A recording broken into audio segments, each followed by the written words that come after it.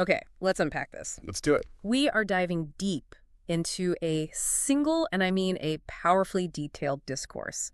It was delivered back in 1980 by Reverend Sun Young Moon. Right, the one titled The Dispensation of Restoration and the Ideal Self. That's the one. And this is not just some, philosophical lecture. It's a profound critique of the entire modern world. Everything. Society, education, even established religion. Exactly. And it's coupled with this radical, really rigorous plan. It's a 180-degree different approach to achieving world unity and what the speaker calls the ideal self. It's a fascinating address because it starts by speaking directly to a feeling that I think almost everyone has had at some point. Disappointment? Disappointment, that feeling that the world is somehow fundamentally off. Yeah. So our mission here, as we get into this, is really to synthesize that vision.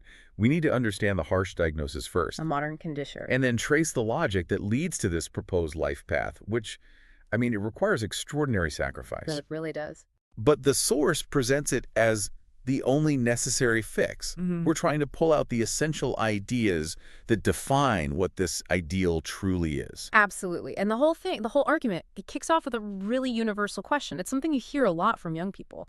They're looking at their lives, which feels so fragmented. You have your family, then society, then all these competing nations, and they're just asking. What is the relationship between all these things and me? Right. Why is it all so confusing? Why is there so much competition and not coherence? And Moon's address gives a structural condemnation right out of the gate. It just asserts that the world began separated from its ideal state. So it's broken from the start. Broken from the start. Right. And the root cause of this universal disappointment, according to this text, is the normalization of selfishness. I see. We're all taught to prioritize our own profit, our own well-being.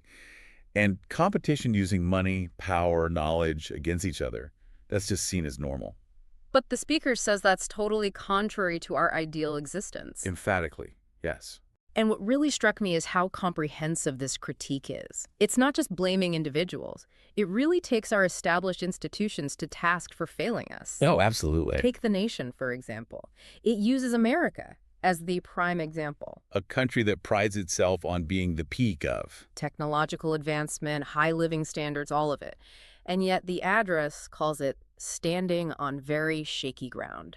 And it highlights this deep underlying restlessness. The speaker notes that people travel everywhere. Across the country, across the world. Right? East to the Orient, as the text says. They're searching desperately for something ideal, some kind of meaning. But they just find more disappointment. Exactly. The very structure of a successful modern nation is presented as inherently flawed because it's built on that shaky ground of competition and self-interest. And that failure, it follows you right into the classroom, doesn't it? It's not just the state, it's academia, too. Yeah, the text specifically singles out prestigious schools like Harvard. Which is a bold move. It is. The speaker argues that even going to a place like Harvard fails to give you a single clue about life or the ideal. So the students there, despite all that privilege, all that academic rigor, they're just as disappointed as anyone else. That's the claim. And it's a powerful one because it just strips away the modern world's two biggest sources of perceived success. National achievement and advanced knowledge. Right. If success at the highest level of education still leaves you without a guide for life, where do you turn next? Well, naturally, a lot of people turn to what the source calls the second disappointment. Which is established religion. Established religion. When society feels hollow and your education fails you, you turn to the church for some kind of moral framework. What's so fascinating here, though, is the diagnosis of why the church fails. The speaker finds that it has, and I'm quoting, as much inconsistency and as many problems as society. So it's just a reflection of the broken world. In a way, yes. The church might demand a stricter life, through moral codes, but the source argues it gives no benefit for that stricter life. Yeah. It's just a bigger burden to carry without the actual key to fixing anything. So we have a diagnosis where the state, the education system, and the traditional church are all fundamentally failing to deliver on this ideal, and that forces the discussion to a higher level, a more metaphysical one. If everything is separated from the ideal, we have to define what the ideal even is. And the definition it gives is very structural, very permanent. The ideal has to be constant. Constant. Yeah, with every part of existence naturally and easily connecting to every other part. An ideal society can't just fluctuate in quality. It has to be stable, a whole. But achieving that stability, that's the whole problem, isn't it? That's the problem. And unity sounds incredibly difficult, especially with this global critique. The text says unity requires bringing the bad one up to the standard of the good one. I love that analogy it uses. It compares it to trying to improve a poor eye or a shorter limb to match the healthy one. Right. And when you apply that to a whole society, Billions of imperfect people. trying to raise them all to one single constant standard of good, I mean, it highlights how almost insurmountable that task seems. It does, and yet the speaker insists there is hope. And here's where it gets really interesting. This is where we shift into the theological justification for all this. Right. The only reason there's hope for this impossible task is because the world's broken state is attributed to the fall. It's not just a random accident. No. The world is described as a broken heaven, or like a radio with its most essential part. Maybe the tuner is just broken. And that's the key insight. History began upside down.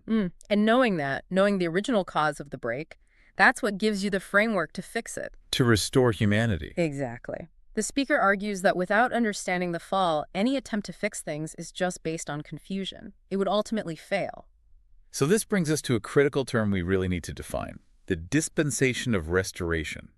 What does the source mean by that? It sounds like a very specific historical process. It is. That's exactly right. The source positions all of history as this long, continuous process where God has been working. To repair the damage from the fall. Yes, and often, as the text says, rather unsuccessfully. Huh. That's an interesting phrasing. It is. The dispensation of restoration is this whole long process.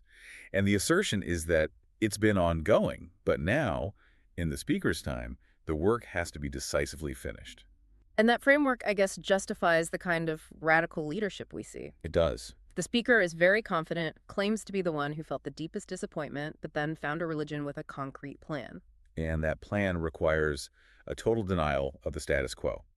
He says, very flatly, that everything established, including the existing churches, They have nothing to do with God. it's a complete spiritual reset. The core assertion is that the Unification Church is now the place where God is concentrating his attention, the center for finishing this dispensation. They have to complete the work God has been struggling with throughout history. That's the idea. And finishing that work demands a truly, a countercultural, incredibly challenging life. This is that famous 180-degree difference. The text is very clear that members are 180 degrees different from the world, and it acknowledges the cost of that. It knows it's not popular. Oh, it's fully aware. It notes that members are slandered compared to Hitler or Stalin, called brainwashed. And that's seen as proof. Precisely because their lifestyle is so contrary to the world's standards of comfort and self-interest. It's proof they're moving in the opposite, the restorative direction. Let's talk about the intensity of those demands, because they are just staggering. The work schedule, for instance. There's no such thing as an 8-hour day. No, members are expected to work 24 hours a day and still feel like it's not enough. Compare that to people in the world working 8 hours to buy a house. Members own nothing for themselves. And the source clarifies that this extreme labor, often without pay, is exactly the point. It claims that people who work without pay actually work harder than those who are paid. It's not just about the output, is it? It's about the internal condition of dedication. And this countercultural stance, it goes deep into the most personal relationships. It does. The text notes that outsiders, like government officials who were watching the movement, they just couldn't understand the strict lifestyle. Like they never saw boys and girls walking hand in hand. And even more strikingly, after marriage, members were required to work apart from their spouses for 3 years. That's an extraordinary demand. So how does the address justify that level of personal sacrifice, especially right at the start of a family? Well, it connects it directly back to the theology of restoration. That personal discipline, that separation, it's all a prerequisite. It establishes a condition of total dedication that has to come before personal comfort. So that's why something like fundraising gets recontextualized. It's not really about the money. Not primarily, no. The funds raised are used as a condition to dedicate humanity back to God's side. It's a physical, tangible process of recreating yourself. And the sacrifice involved is considered more valuable than the biggest possible diamond. Because it serves that restorative purpose. Yeah. Even a rich person has to do it. They have to engage in that difficult external labor to connect with the world and break the old habits. And this whole reconstruction effort, it centers on a really specific unit. The true parents, the original parents. Why is that concept so critical? Because the entire ideal structure, the true family, tribe, nation, and world, it all has to begin with them. The ultimate goal of the entire dispensation is the perfection of what the Source calls the four-position foundation. Okay, we absolutely need to pause and define that. That's very specific jargon. What are the four positions? What does perfecting them mean? It's a bit abstract, but the Source implies this constant, symmetrical structure anchored in true love. The four positions are generally understood as God, then the true parents, then their children, and finally the dominion, or all of creation. So it's a cosmic family structure. In a way, yeah. The goal is to perfect the quality of the relationships between all four, to make sure they're always based on God's ideal constant love. Since the fall broke that original family unit, this foundation has to be recreated from scratch to launch the ideal world. And the place where this recreation happens is the home church. hmm The Source calls the home church the altar for that offering. An altar. Exactly. It's the foundation where that four-position foundation gets localized and then can be increased.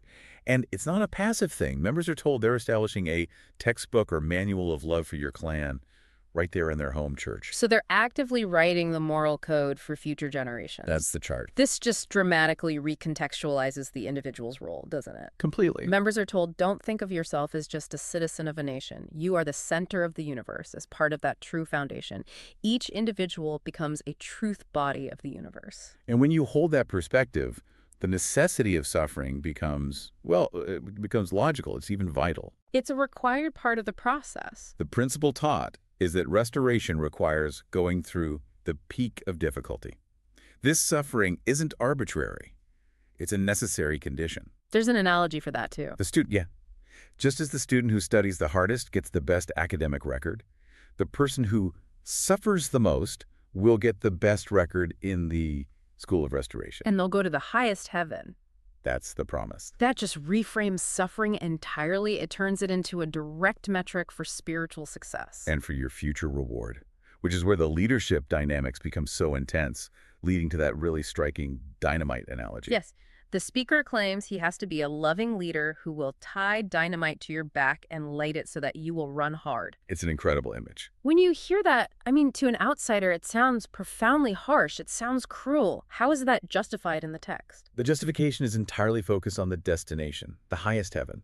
From that viewpoint, the rest of the world will see the dynamite and call the leader cruel, but the perceived harshness is necessary. it's necessary to propel people to a spiritual level they would never, ever have reached otherwise, through comfort or ease.